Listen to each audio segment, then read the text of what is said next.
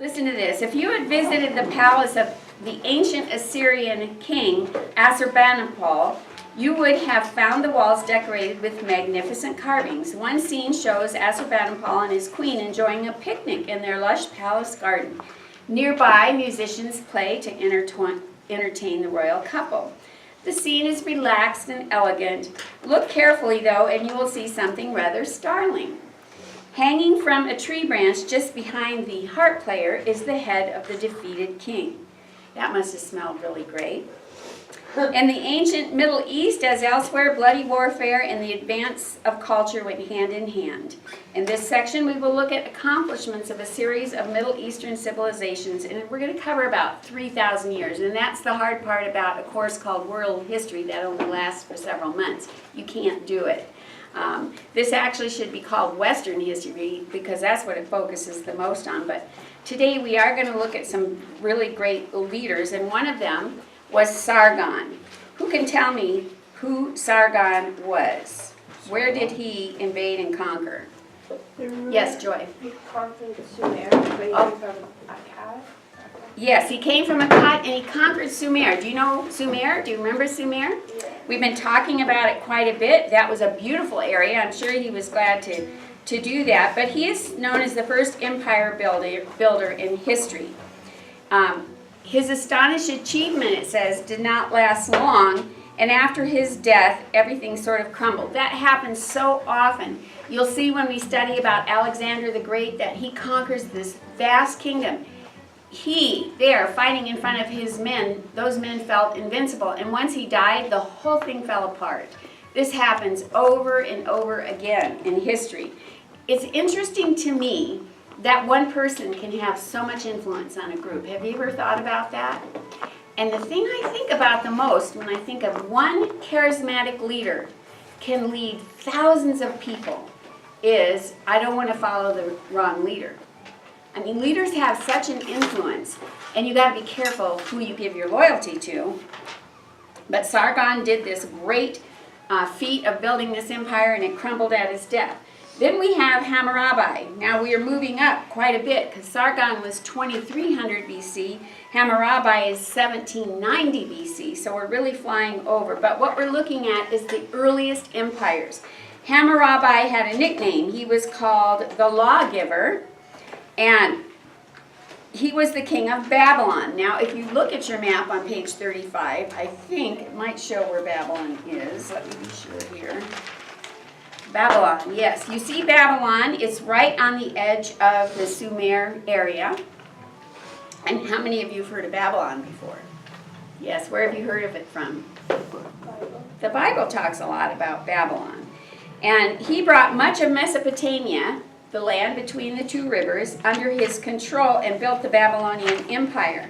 But what he is known for is the Code of Hammurabi, and that's on your BC timeline, isn't it? Because it was the first set of written laws that we know about.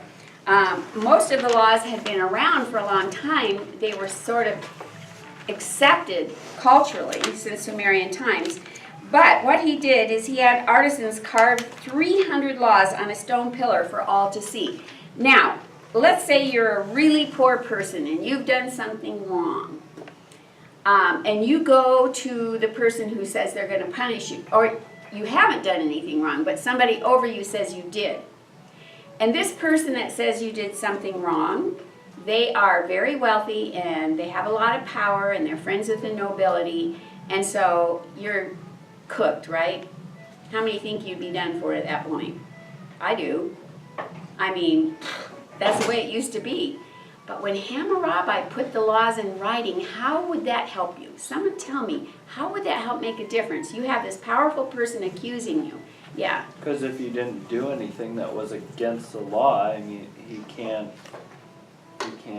Yes. You can say, here it is right here in writing. You can't do this to me. Or I can do what I did. It's part of the law. This gave people who were not powerful more protection to have a written law to refer to. That is so helpful. And it kept, like it said in your text, it said, his reason was to destroy the wicked and evil, that the strong may not oppress the weak.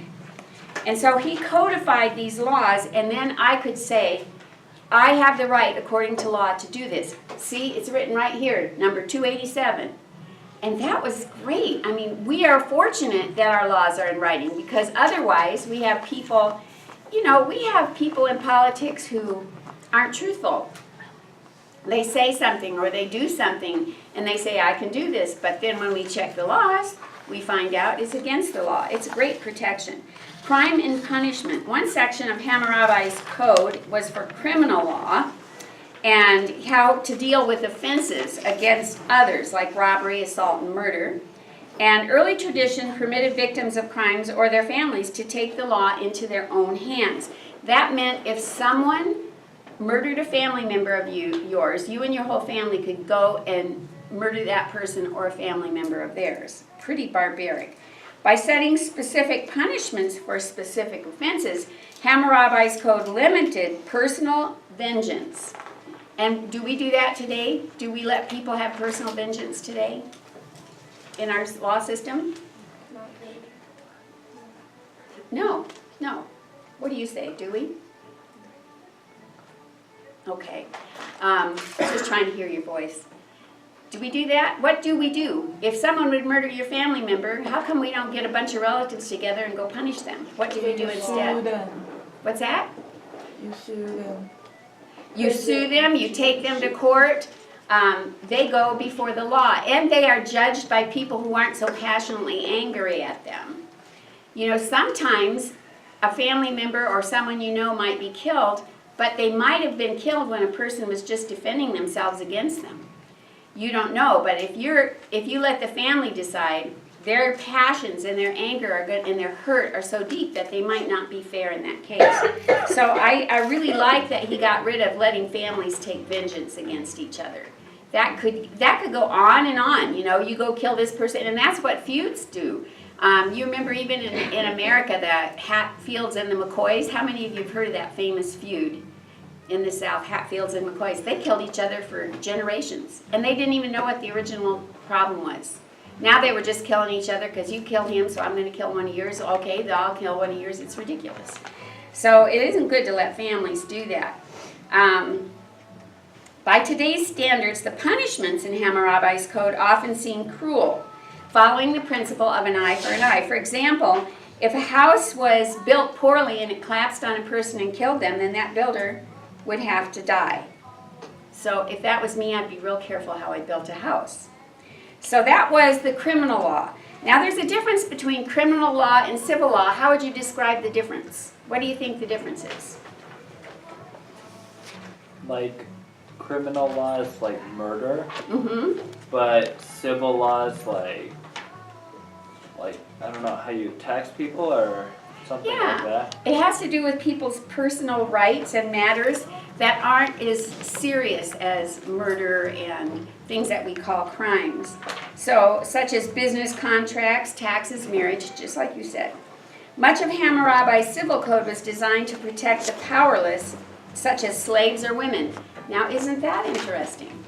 Do you know how unusual that was in that time period? Oh, yeah. Non-existent. And here Hammurabi comes, and listen to this quote from the law.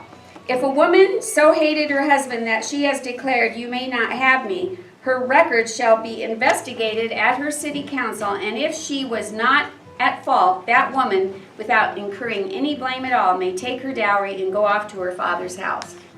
Wow. Wow. Yeah, that was unusual. Very unusual. Even early America wasn't that way. Yeah. I'm just wondering, if she has not any fault, like what fault are you? Yes, that's something that we would have to decide. But in other words, they would determine, has this man done something to make her hate him? Is she just hating him when he's good to her? That's not usually the case. So what they're going to do is they're going to let her tell why she doesn't like this person. And if the court understands that, then they say, okay, you're free to go. And of course, that would be up to the court. But still, it's refreshing from this time period. Wow, so she had an abusive husband. She was like, I don't want to be with you anymore. She could go talk to the courts, and if the court's listening to her, then yeah, she could go. That's right. And that isn't the case even today in some of the countries we know about.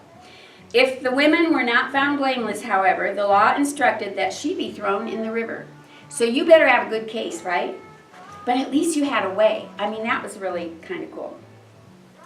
The father had an unlimited authority over his children, so if you were a child, you had to obey. And yet, even though it was a little harsher than what we do today, he made a more organized, secure system for people. They knew where they stood. They knew what would happen if they broke the law. It was right there in writing, and that was wonderful. He also improved irrigation, built an army, had the temples repaired in his area, and he just did a lot of things that were good. And who was that guy I'm talking about? Everybody? Who? Hammurabi. Okay, everybody means all of you say it. Ready? Who am I talking about? Hammurabi. Great. Good job. Okay, warfare and the spread of ideas. Now, the ironwork thing was really a big deal. Okay, so the Hittites discovered how to make iron, and they tried to keep it a big secret. They didn't want anyone to know, but like all valuable technology, someone sold them out, I'm sure. Their empire collapsed, but they ushered in the Iron Age. And that was the Hittites. How many of you have heard of the Hittites from somewhere else? Where have you heard of them? Yes? I've heard the word. Where have you heard from it? The Bible. The Bible. The Hittites are mentioned in the Bible. In fact, I'm pretty sure that for a while, people who attacked the Bible said it talks about these people, Hittites, and they never existed. We have no evidence. And then all of a sudden, archaeologists discovered the existence of these people. So they tried to keep their technology secret, but failed. And the Assyrian warriors learned how to make iron weapons. And the Assyrians were brutal. And they are also mentioned in Scripture. By 1100 BC, they began expanding across Mesopotamia. For 500 years, they earned the reputation of being as horrible as the Vikings were. You know, the Vikings had a fierce reputation. So did the Assyrians. So did the Huns. And the Assyrians were one of the really feared people in this time period. Now, it says 1100 BC. That's just 100 years before David founds Israel, and just 900 years after Abraham left Ur. Historians are unsure why warfare was so central to the Assyrian culture, and they have all their ideas, which you read. But once they conquered, they encouraged a well-ordered society, and that was very interesting. At Nineveh, King Assurbanipal founded one of the first libraries, and Babylon was revived shortly after his death, and an aggressive and ruthless king named Nebuchadnezzar took over. Now, Nebuchadnezzar was in the 600s BC, and he revived Babylon, and his new Babylonian empire stretched from the Persian Gulf to the Mediterranean Sea, so the whole Fertile Crescent, right? That was a big empire. And he rebuilt canals, temples, and one of the things he did, you're going to see in a movie that I want to show you called The Seven Wonders of the Ancient World. The Seven Wonders of the Ancient World, so interesting. What were their most magnificent feats? But one of them was Nebuchadnezzar's Hanging Gardens. I think basically what he did was make a man-made mountain that was terraced and huge in this desert area and had water pumped up. And that would have been very difficult to do without machinery. But they had water come up, they grew trees and plants and gardens. He did it for his wife. I think she didn't like the desert, so he made her a little garden. And it was considered one of the great wonders of the world. It says the gardens were probably made by planting trees and flowering plants on the steps of a huge ziggurat. So his mountain, if it was a ziggurat style, would have had terraces. That's what they think. According to legend, Nebuchadnezzar had the gardens built to please his wife, who was homesick for the hills she had grown up in. So that's an interesting story. It reminds me of Louis XIV, 1,000 years later in France. Louis XIV built Versailles. You're going to learn about him. But he had a mistress who was from snowy mountaintops. And down where he was, it didn't snow in Versailles. And she said, oh, I just miss so much going on a sleigh ride. Now, this was his mistress. So he got hundreds of peasants to go up into the mountains and down in their wagons bring snow and dump it all over the Versailles Gardens, and he got this beautiful sled and took her for a ride. Now, do you know how hard people had to work to do that little thing? That's what power can do to your head sometimes. And fortunately, at least for Nebuchadnezzar's hanging gardens, lots of people could enjoy looking at it. But what Louis did for his mistress was just pure extravagance, taking hardworking people away from their jobs and making them go up in the mountains and gather snow. It was just really crazy. Yeah. So when you're powerful, you still have a responsibility to use the wealth of the people wisely. The Persian Empire, so far we've talked about what empires. The first one was, does anyone remember the first guy we talked about? Sargon, very good. The second guy we just talked about? Hammurabi. And then we talked about, we mentioned King Assurbanipal and Nebuchadnezzar. Now we're going to look at the Persian Empire, and they don't point out a particular Persian king, but I've got to move along on this because I want you to be able to take your quiz. I know you'd be so disappointed if we missed it. So it's talking, it's talking about the Persian Empire. Now we're up to the 500s BC, and the Persians took over Babylon and controlled a lot of territory. Now the Persians were the biggest of all these kingdoms. They really owned a lot, and they were brutally challenged by the time Alexander the Great came along. But right now they're in charge. And they pursued a policy of tolerance or acceptance of the people they conquered, so that was kind of nice. They tried to unify all the people under the Persian Emperor Darius, who ruled from 522 to 486. So we're getting into Alexander the Great's time. I'm just going to skip ahead. I know you've read this and studied it already, but I want to mention Zoroaster. What did Zoroaster do? Pardon? He united the empire. He united them, and what tool did Zoroaster use to do this? He was a Persian thinker. What tool did he use? Books. The Zen. Pardon? Books to teach them. Well, I'm sure there was a book, but it's a very powerful way to unite people. Under God. Yes, religion. And Zoroaster did something really interesting you need to know about him because he started a monotheism in Persia. Now, so far at this point, the only monotheistic people were the Jews. And yet he started this, and it was around 600 BC. And he had this god named Ahura Mazda. You need to know that. It's on page 43. Zoroaster was the man who started the religion, the god. He rejected all the old Persian gods. He started a monotheism. That's something you really need to know. And Ahura Mazda ruled the world. He was the one god. And he was in constant battle against Ahriman. And Ahriman was the devil. He was like the devil. And Ahura Mazda was like God. And there was this constant battle between good and evil. And Zoroaster's teachings were collected in a sacred book. As Izzy said, it was called Zend Avesta.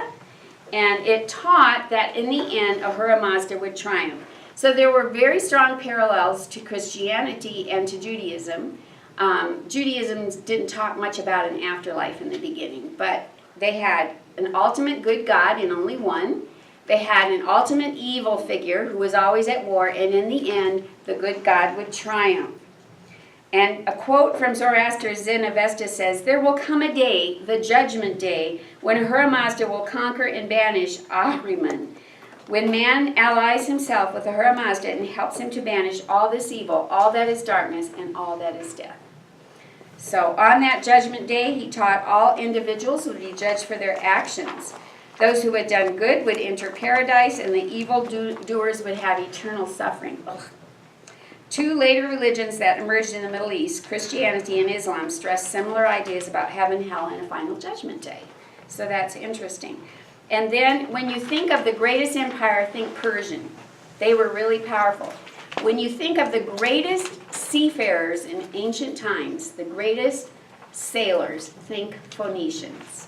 The Phoenicians went all over the Mediterranean, and they're the ones that spread the alphabet and all kinds of information. They were idea sharers because they traveled to so many different places and they shared what they'd learned. The coastal land, though narrow, was fertile and supported farming. Still, the resourceful Phoenicians became best known for manufacturing and trade. And once they became good at that, what would they want to do with it? If they manufactured a lot of good things, they'd want to trade it. They made glass from coastal sand. They made the purple dye called Tyrian purple from a tiny sea snail. That was really popular. It was hard to get purple. There were only two sources. I think one was a cockle shell and one was this little snail. Phoenicians also used papyrus to make Egyptian scrolls. The word Bible and bibliography come from the Phoenician city of Byblos, because Byblos at that time stood for writing. Yes? Is that why like purple was always kind of imperial color? Yes, exactly. Purple was the hardest. Now that we can make colors chemically, that's no problem. But back when they had to use natural products to make dyes, purple was one of the hardest ones to do. And orange, a bright orange was hard to get too. They finally got that in the 1400s or 1500s from Brazil wood when Brazil was discovered. But those were hard colors to get. All right, Phoenicians traded all around the Mediterranean Sea and set up little ports and colonies where they traded. The alphabet. Historians have called Phoenicians carriers of civilization because they spread Middle Eastern civilization around the Mediterranean. And they spread around the alphabet. Now, the alphabet was not invented by the Phoenicians, but they get the credit for it. What do we call the sounds in our alphabet today? Vowels and consonants, and both of them together are called phonemes. We say, teach a child to read phonetically. Teach them the sounds. So phonemes and phonetics comes from the words Phoenician. It's still even spelled with a P-H-O-E-N beginning. So, unlike cuneiform or hieroglyphics in which each symbol represents a word or concept, the alphabet contains letters which represent spoken sounds, phonemes. And they needed something, and they thought that the cuneiform tablets were too clumsy, and so they developed 22 symbols for consonant sounds. Later, the Greeks adopted it and added vowel sounds. And from this Greek alphabet came the letters in which this book is written. So it says here that they did invent the consonants. They did invent those. But they also spread around our numeric system. That's what I was thinking of, the 1, 2, 3. And that was invented by some people in India, and the Phoenicians learned it and carried it to civilization. But they did make up our consonants, so that's neat. Who made up our vowels? The Phoenicians. Nope, they made up the consonants. Who later made the vowels? The Greeks, that's right. All right, let's look at the beginning of the Jews. Judaism, who started it? Besides God, what person did God use to start the Jewish? Abraham. Abraham says God spoke to him. That's his report on the situation. And told him to leave his country, which was really amazing. And did he obey that command? To leave? Get up, go. I'm going to tell you later where you're going. Yes, he obeyed that. How many of your families would do that if some preacher came and said, you know, you're supposed to just pack up your things, get in your car, and start driving. God will let you know where you're going later. That's kind of weird, isn't it? That would be difficult. Yeah. And the kingdom of Israel was set up in 1000 BC under David, who was a strong, shrewd king. But the Jewish religion started about 2000 BC under Abraham. So then it talks about division and conquest. Nebuchadnezzar, remember him? He destroyed the great temple and forced many Israelites into exile. And during this period, called the Babylon captivity, the Israelites became known as Jews. So it wasn't until Nebuchadnezzar came along and he had conflict with the Jews. He didn't want him around, and he was in the 600s. And he sent them into exile, and when you hear Babylonian captivity, that's what they're talking about, when Nebuchadnezzar sent the Jews away. They believed in monotheism, and God called them a chosen people and said he made a covenant with Abraham that would be honored. Moses later reminded the people of this covenant, and he was very faithful to God, and he was chosen to lead them to the promised land. The teachings in the Israel was a patriarchal society, and in the family, the fathers and husbands had the legal and moral authority. So that's not unusual for that time period. Women had few legal rights, although some laws protected them. In early times, a few outstanding women, such as the judge Deborah, won great honor. The 10 Commandments were given to Moses, and you know the 10 Commandments. There's thou shalt not murder, steal, commit adultery, honor your mother and father, keep the Sabbath. All those were the 10 Commandments. And often in Jewish history, spiritual leaders emerged to interpret God's will, called prophets. And the prophets lived during the Old Testament period. And they taught very strong ethics to the people, behaviors of justice, kindness, compassion, and goodness. More than 2,000 years ago, the Jews finally left their homeland, many of them. So 2,000 years ago from today would be right around the time of Christ. And they left their homeland, and they were scattered all over Europe and the eastern part of Europe, and that was called the diaspora, when they were just kindly scattered all over the place. And that was terrible. That was right after AD 70. This isn't in your book, but AD 70 was a horrible, horrible period when there were more Jews slaughtered than the Holocaust. You can read in history, the historians that wrote back then, there would be mountains of dead bodies of Jewish people. It was the first mass persecution of the Jews, 70 AD. It was a terrible time, and you remember Jesus had predicted that the temple would be destroyed, and it was. And he said, you know, there's people in this generation who will see it happen, and it was in 70 AD. And so that was the diaspora. So if I asked you what diaspora means, and I said, okay, what's the diaspora? What would you say, Maddie? Scattering. The scattering of the Jews. Okay, let's do our quiz.